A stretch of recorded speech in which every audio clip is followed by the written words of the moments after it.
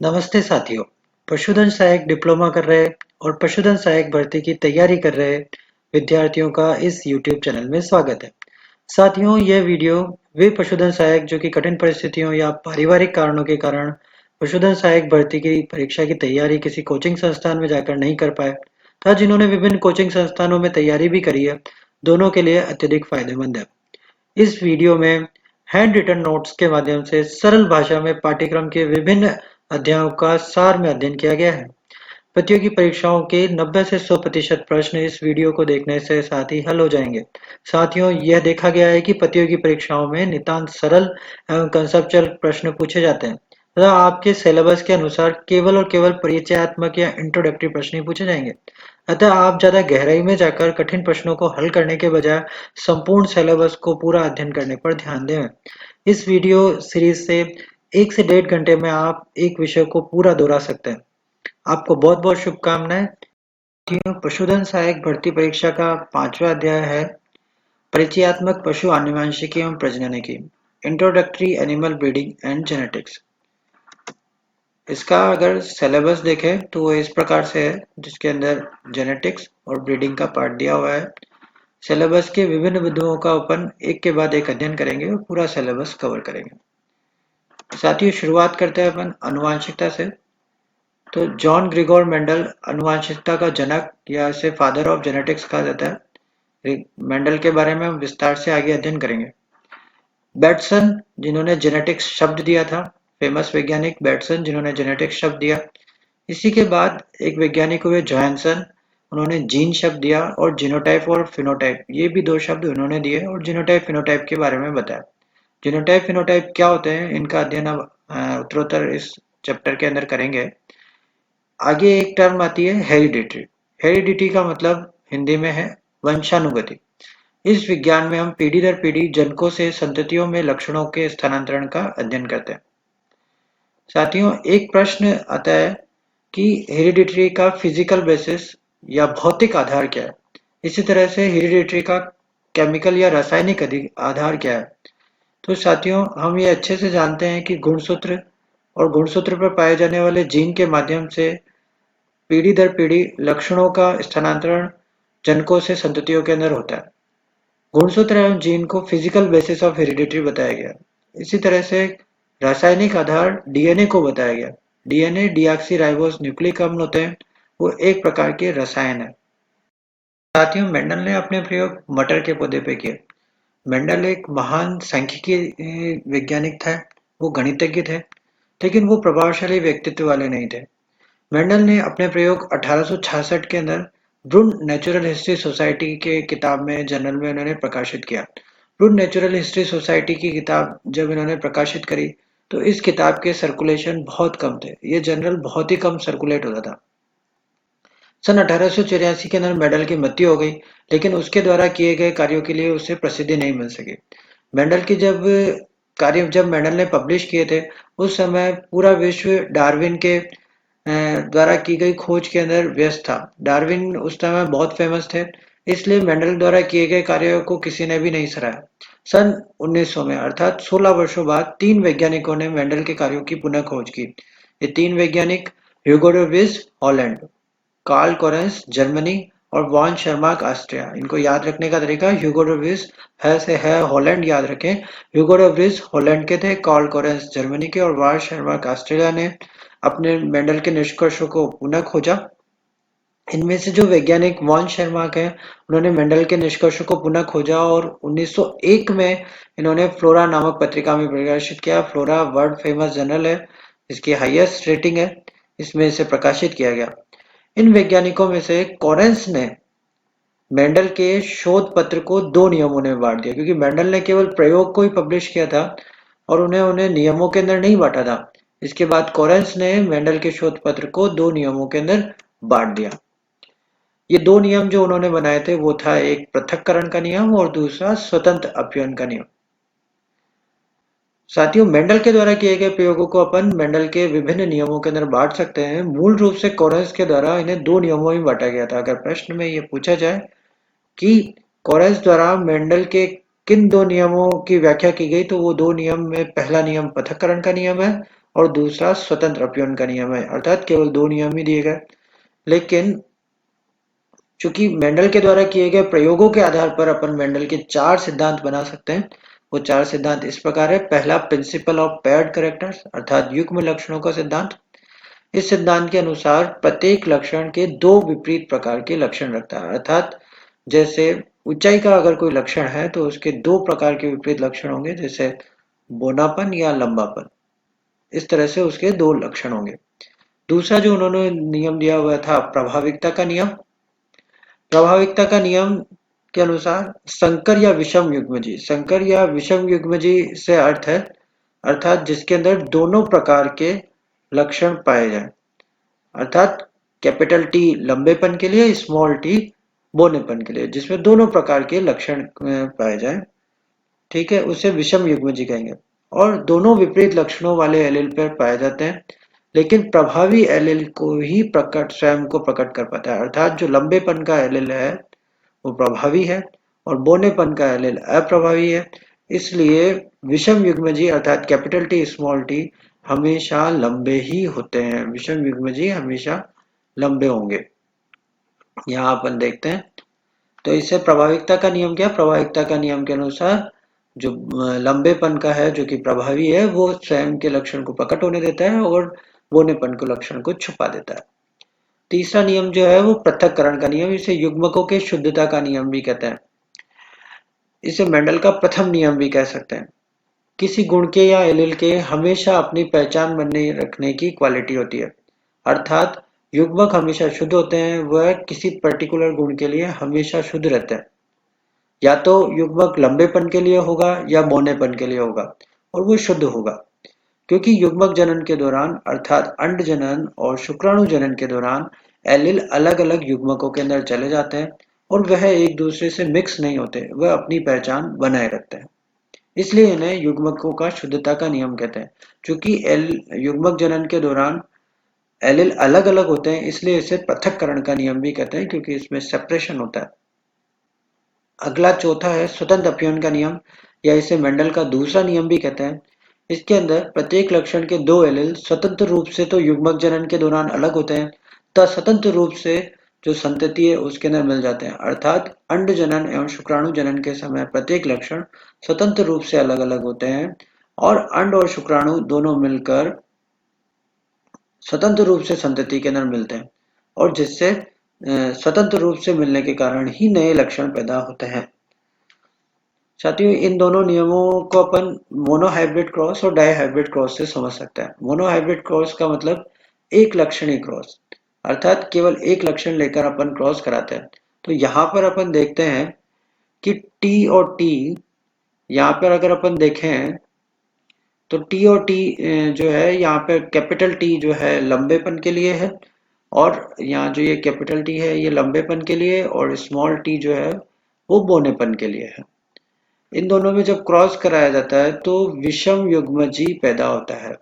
विषम युग्मजी जो है अर्थात उसके अंदर दोनों प्रकार के लक्षण होंगे, क्योंकि प्रभाविकता के नियम के अनुसार इसमें केवल जो प्रभावी लक्षण है अर्थात लंबेपन का लक्षण है वही प्रभावी होता है और वो अप्रभावी लक्षण को छुपा देता है। इस कारण यह पौधा जो होगा वो लंबा पैदा होगा। मेंडल ने क्या किया कि इस मटर के पौधे को के मटर के पौधे का जो उन्होंने स्वयं के साथ ही क्रॉस कराया, अर्थात उस मटर के पौधे के नर को उन्होंने दूसरों के फूल उसी पौधे के दूसरे फूल के ऊपर डाल दिया, अर्थात कैपिटल टी स्मॉल टी और कैपिटल टी स्मॉल टी दोनों का क्रॉस कराया। क्रॉस कराते हैं तो पहले हम देखते हैं युग्मकों का निर्माण करेंगे। कैपिटल टी स्मॉल टी दोनों के अंदर समान प्रकार के युग्मक आते हैं और जब इनका क्रॉस कराया जाता है तो हम देखते हैं कि इस प्रकार से आता है कि दो पौधे विषम युग्मजी लंबे प्राप्त होते हैं। ये देखेंगे अपन दोनों विषम युग्मजी लंबे हैं अर्थात कैपिटल टी स्मॉल टी, एक शुद्ध लंबा प्राप्त होता है और एक जो है बोना पौधा प्राप्त होता है। इन तीनों के अंदर हम देखें तो फिनोटाइप के आधार पर, फिनोटाइप का अर्थ होता है बाह्य लक्षणों के आधार पर हम देखें तो तीन पौधे लंबे प्राप्त होते हैं और एक पौधा छोटा प्राप्त होता है, यानी बोना प्राप्त होता है। तो फिनोटाइप जो रेशो होगा वो होगा 3:1 लंबा एवं बोना। जबकि जीनोटाइप अनुपात अर्थात जीनी संरचना के आधार पर अगर अपन देखना चाहें तो यह 1:2:1 आता है। क्यों? क्योंकि यहाँ पर हम देखेंगे कि दो पौधे जो हैं वो जो दो पौधे हैं वो कैपिटल टी स्मॉल टी हैं, लंबे हैं, लेकिन उनकी जीनीय संरचना अगर हम देखें तो वो शुद्ध लंबे नहीं है, विषम युग्मजीय हैं। और एक पौधा कैपिटल टी और एक पौधा स्मॉल टी प्राप्त होता है। इस क्रॉस को मोनोहाइब्रिड क्रॉस कहा गया। मोनोहाइब्रिड क्रॉस के अंदर ये जीनोटाइप और फिनोटाइप रेशो अक्सर पूछा जाता है, तो इन्हें याद रखें। जीनोटाइप रेशो 1:2:1 तथा फिनोटाइप रेशो 3:1 होता है। इसी तरह से हम डाई हाइब्रिड क्रॉस लेते हैं। डाई हाइब्रिड मतलब दो, हाइब्रिड मतलब संकर, यानी द्विसंकर क्रॉस। ये द्विसंकर क्रॉस के अंदर हम दो लक्षणों को एक साथ लेंगे, यानी एक लंबेपन का लक्षण, एक ऊंचाई का लक्षण और दूसरा पुष्प के रंग का लक्षण। यहाँ पर हम देखते हैं कि कैपिटल टी लंबे के लिए और कैपिटल आर लाल पुष्प के लिए, ये दोनों ही प्रभावी लक्षण हैं। इसी तरह से स्मॉल टी हम देखें तो ये बोने के लिए और स्मॉल आर सफेद पुष्प के लिए है। साथियों, जब लंबे लाल पुष्प और बोने सफेद पुष्प के बीच में जब क्रॉस कराया जाता है तो F1 पीढ़ी के अंदर जब इनके क्रॉस से एक संकर पैदा होता है, यह द्विसंकर होता है और लंबे और लाल पैदा होता है। लाल लक्षण पुष्प का और लंबा लक्षण पौधे की ऊंचाई का, ये दोनों प्रभावी लक्षण है, इसलिए बोने और सफेद लक्षण को यह छुपा देते हैं। बोना और सफेद लक्षण यहाँ पर उपस्थित नहीं हो पाते हैं। यहाँ हम देखते हैं लंबा और लाल पुष्प प्राप्त होते हैं। इसी लंबे और लाल पुष्प के हम जब इसी पौधे के पुंकेसर परागण का और माता के वर्तिका मतलब वर्तिका अंडाशय के साथ जब हम क्रॉस कराते हैं तो इस प्रकार के हमें युग्मक प्राप्त होता है। ये 4 तरह के युग्मक यहाँ पर हमको देखने को मिलता है। इन इन 4 प्रकार के युग्मकों को हम इस चेकर बोर्ड के माध्यम से हम जब इनका क्रॉस कराते हैं, इस चेकर बोर्ड के माध्यम से, जो दिया गया चेकर बोर्ड है, इसके माध्यम से अगर हम क्रॉस कराते हैं तो हम देखते हैं कि इस चेकर बोर्ड के अंदर हम इनके युग्मकों को एक तरफ, इस सेम युग्मकों को दोनों तरफ रखते हैं और एक दूसरे का क्रॉस कराते हैं। तो कैपिटल टी और स्मॉल आर अर्थात कैपिटल टी मतलब लंबा और स्मॉल आर मतलब लाल पौधा। इसी तरह से इस कैपिटल टी का इसी के साथ क्रॉस कराते हैं तो यहाँ पर हम देखते हैं कि ये विषम युग्मजी लाल हो जाता है और कैपिटल टी लंबा रहता है। इस तरह से हम ये क्रॉस कराते हैं तो इसका निष्कर्ष हम इस तरह से पाते हैं कि कुल लंबे और लाल जो पौधे होते हैं वो कुल लंबे और लाल पौधे 9 प्राप्त होते हैं, अर्थात कैपिटल टी कैपिटल आर, इसके अंदर कैपिटल आर की जगह स्मॉल आर भी हो सकता है। इसी तरह से इधर कैपिटल टी हो सकता है, कैपिटल टी के साथ में स्मॉल टी, और कैपिटल आर भी हो सकता है, या कैपिटल टी स्मॉल टी और कैपिटल आर स्मॉल आर भी हो सकता है। इस तरह से 4 प्रकार के हम देख सकते हैं। इन चारों के अंदर हम देखते हैं तो लंबे और लाल पौधे मिलेंगे। इसी तरह से लंबे और अगर सफेद पौधे की बात करें तो लंबापन के लक्षण के लिए कैपिटल टी या कैपिटल टी स्मॉल टी होना जरूरी है, और बोनेपन के लक्षण के लिए यानी सफेद पुष्प के लिए हमेशा तय है कि वो स्मॉल आर ही होगा, तो वो इस तरह से प्राप्त होता है। इसी तरह से बोने और लाल के लिए तय है कि बोना पौधा कैपिटल स्मॉल टी होगा, जबकि लाल पुष्प के लिए यह तय है कि या तो वो कैपिटल आर होंगे या कैपिटल आर स्मॉल आर होंगे। इस तरह के पौधे 3-3 प्राप्त होते हैं और एक पौधा बोना और सफेद प्राप्त होता है, जैसा कि उनके जनक थे। तो जनकों की तरह ही एक पौधा बोना और सफेद प्राप्त होता है, तो उसके लक्षण अपन जान सकते हैं। तो वो है कि स्मॉल टी और स्मॉल आर इस तरह से प्राप्त होते हैं। साथियों, इसका फिनोटाइप जो है याद रखना बहुत जरूरी है, जो कि बहुत बार एग्जाम में पूछा जाता है। द्विसंकर कोष का फिनोटाइप 9:3:3:1 होता है। इन डायहाइब्रिड क्रॉस और मोनोहाइब्रिड क्रॉस में क्या वेरिएशन हुए, पोस्ट मेंडेलियन क्या खोजे हुई, इनको भी अपन बाद में इसी चैप्टर के अंत में अध्ययन करेंगे। साथियों, एक टॉपिक आपके सिलेबस में दिया है लिंग निर्धारण, सेक्स डिटर्मिनेशन। ह्यूमन के अंदर सेक्स डिटर्मिनेशन जैसा होता है वैसा ही जानवरों के अंदर भी सेक्स डिटर्मिनेशन होता है। ह्यूमन के अंदर एक्स एक्स एक्स वाई जोड़े जो होते हैं वो जोड़ा सेक्स डिटर्मिनेशन का काम करता है। कुल 21 सेट यानी 46 गुणसूत्र पाए जाते हैं, 23 जोड़े होते हैं। उनमें 22 जोड़े यानी 44 गुणसूत्र समजात गुणसूत्र या ऑटोसोम्स कहलाते हैं। इसी तरह से एक जोड़ा जो होता है वो अलग रहता है, जो कि नर में और मादा के अंदर अंतर प्रदान करता है। मादा के अंदर यह समान समयुग्मजी होते हैं अर्थात एक्स एक्स होते हैं, तथा नर के अंदर एक्स वाई होते हैं। नर और मादा के अंदर ये अंतर करते हैं। चूंकि ये नर और मादा के अंदर अंतर करते हैं इसलिए इनको एलोसोम्स या सेक्स क्रोमोसोम्स भी कहा जाता है। एक्स वाई की वजह से नर पैदा होते हैं और एक्स एक्स की वजह से मादा पैदा होते हैं। साथियों, पक्षियों के अंदर यह बदल जाता है। पक्षियों के अंदर जो नर होता है वो समयुग्मजी अर्थात जेड जेड कहलाता है, यानी कॉक यानी मुर्गे के अंदर जेड जेड क्रोमोसोम पाए जाएंगे और समयुग्मजी होगा। लेकिन जो हैन है अर्थात मुर्गी है उसके अंदर जेड डब्ल्यू क्रोमोसोम्स पाए जाते हैं। इस तरह से लिंग निर्धारण किया जाता है।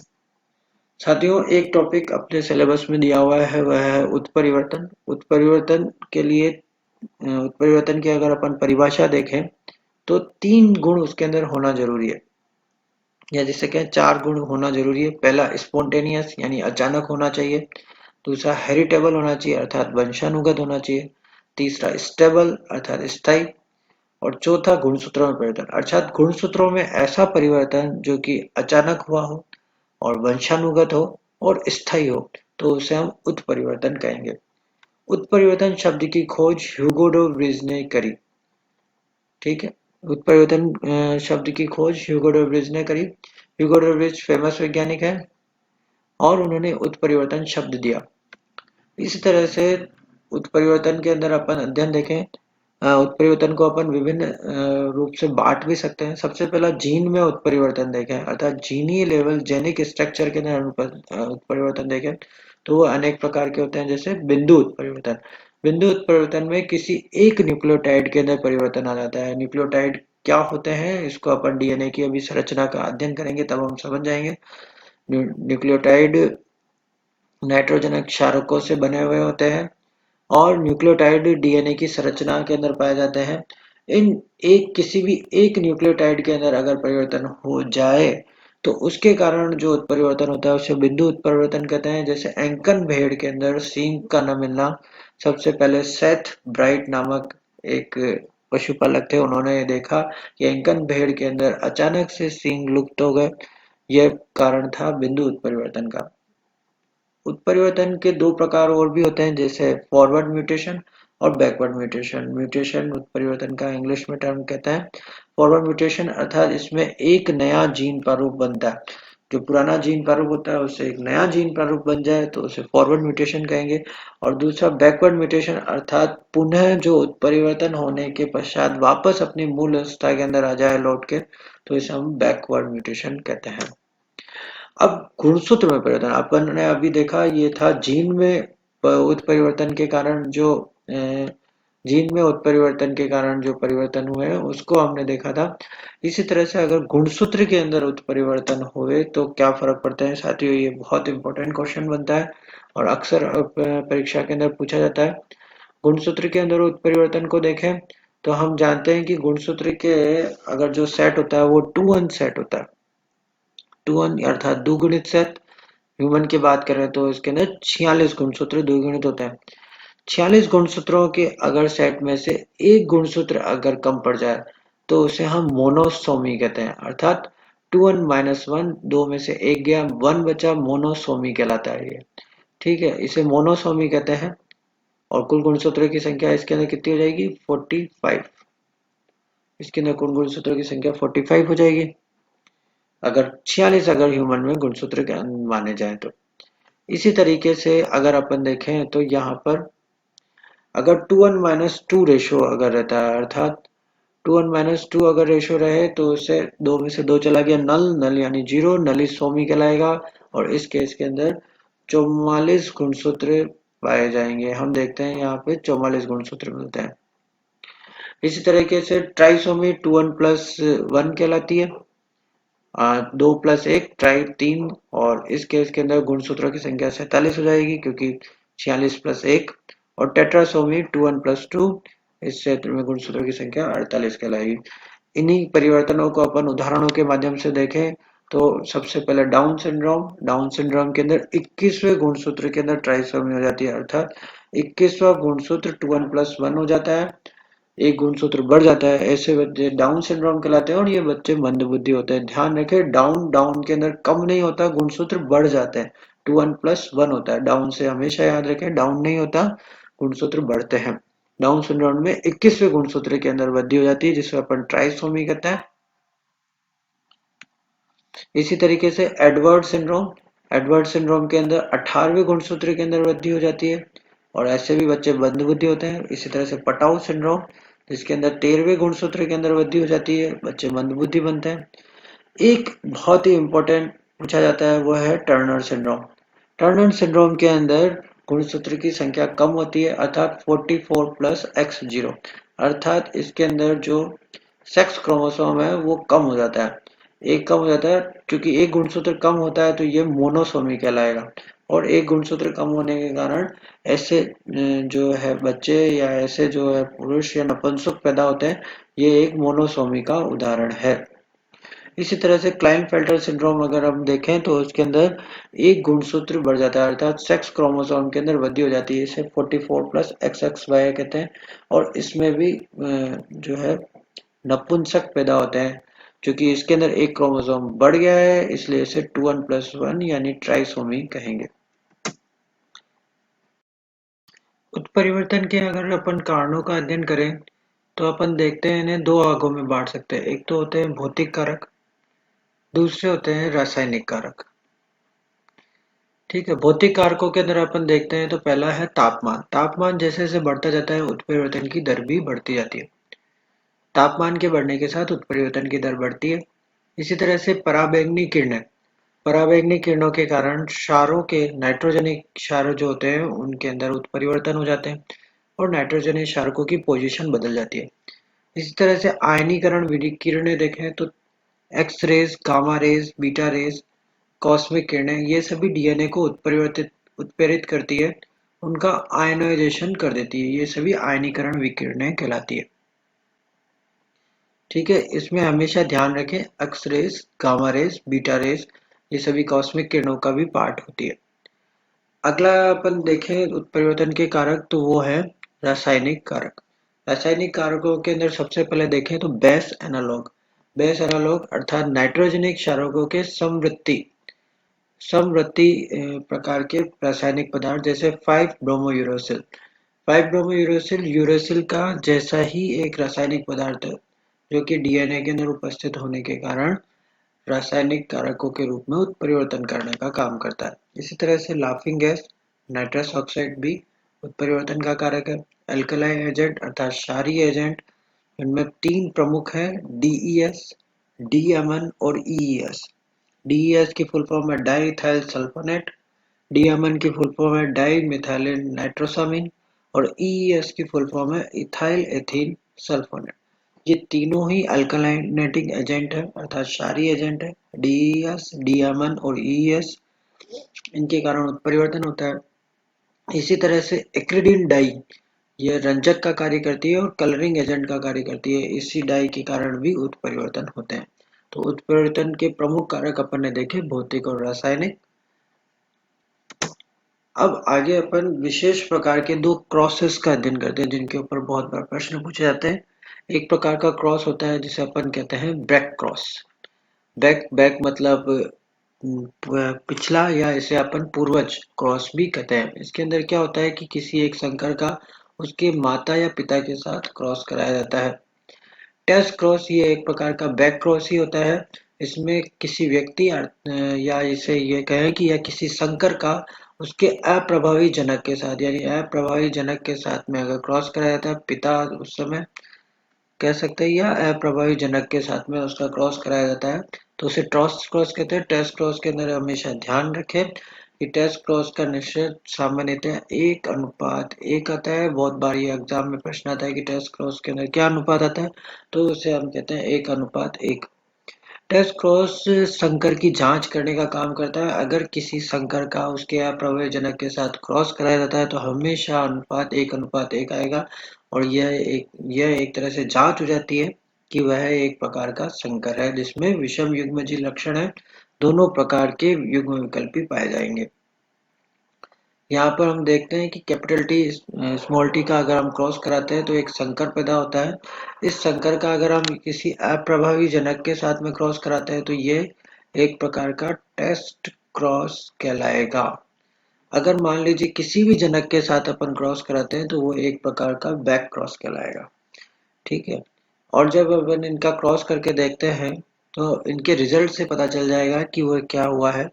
अगर संकर का अप्रभावी जनक के साथ क्रॉस कराते हैं तो एक लंबा और एक बौना पौधा प्राप्त होता है और अनुपात हमेशा 1:1 रहता है। जबकि प्रभावी जनक के साथ अगर संकर का क्रॉस कराए तो सभी लंबे पौधे प्राप्त होंगे।